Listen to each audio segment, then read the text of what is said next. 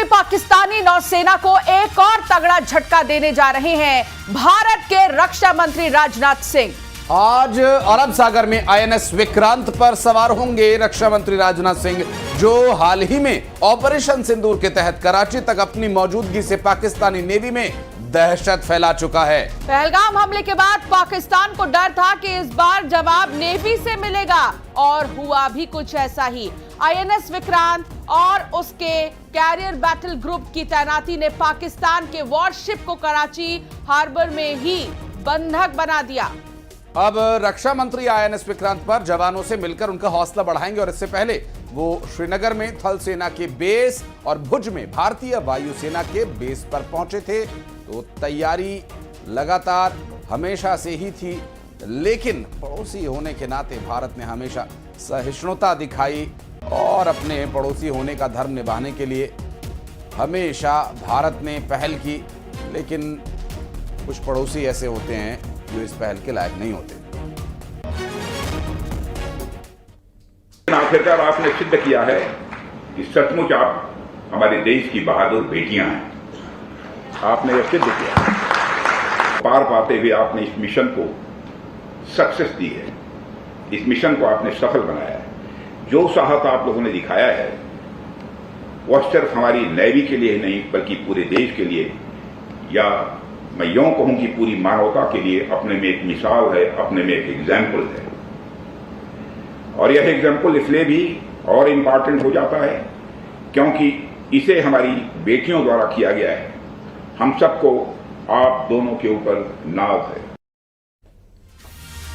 पाकिस्तान और अफगानिस्तान के बॉर्डर पर दोनों देशों की सेनाओं के बीच एक बार फिर जोरदार झड़प की खबर आ रही है। खबर है कि वहां नई चौकियां बनाने को लेकर टकराव हुआ और फिर देखते ही देखते जबरदस्त गोलीबारी शुरू हो गई। पाकिस्तान और अफगानिस्तान के बीच बॉर्डर को लेकर पहले भी खूनी लड़ाइयां हो चुकी हैं। पाकिस्तान और अफगानिस्तान की सेना के बीच ये भिड़ंत बलूचिस्तान सीमा पर हुई है। और खबर यह है कि पाकिस्तान की फौज ने वहां पर अपनी पकड़ मजबूत करने के लिए नई चौकियां बनाना शुरू किया, लेकिन अफगानिस्तान के सत्ता में बैठे तालिबान को ये बात बिल्कुल भी रास नहीं आई और इसके विरोध में वो उतर आया और दावा ये किया गया कि उन्होंने पहले तो समझाने की कोशिश की, लेकिन जब पाकिस्तान नहीं माना तब उन्होंने हथियार उठाए।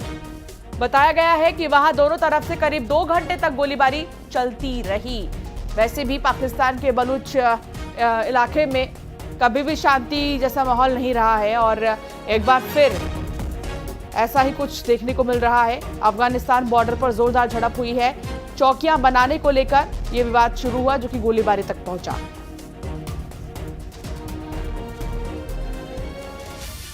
पाकिस्तान के प्रधानमंत्री शहबाज शरीफ ने भारत के ऑपरेशन सिंदूर पर सबसे विस्फोटक खुलासा किया है। शहबाज ने कहा कि भारत के हमलों से हमारी सेना जवाबी कार्रवाई की प्लानिंग कर रही थी, भारत के हमलों की, और कि भारत ने उससे पहले ही फिर से एक ब्रह्मोस मिसाइल लॉन्च कर दिया और उसे मौका ही नहीं मिला। शहबाज ने यह भी माना कि भारत की मिसाइलों ने पाकिस्तान के कई प्रांतों को अपना निशाना बनाया, जिसमें रावलपिंडी एयरपोर्ट समेत दूसरी जगह भी शामिल थी। आपको बता दें कि सबसे बड़े बड़े एयरबेस जो है पाकिस्तान में, उनको तबाह किया है भारत ने।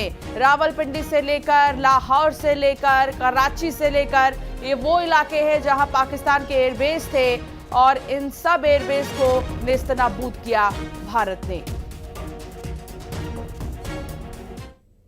9th and 10th night we decided to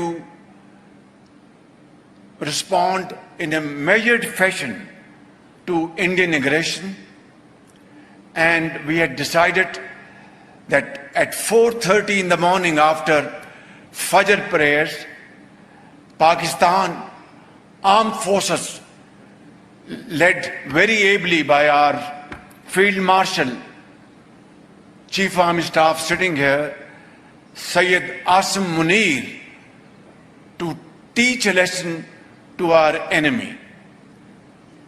But before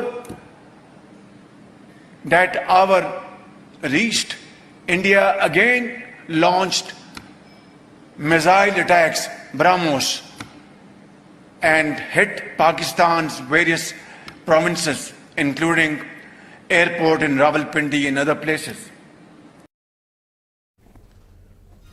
और चलिए बढ़ते हैं आगे, रुक करेंगे कुछ अन्य खबरों का। शादी समारोह और अन्य कई फंक्शंस में हर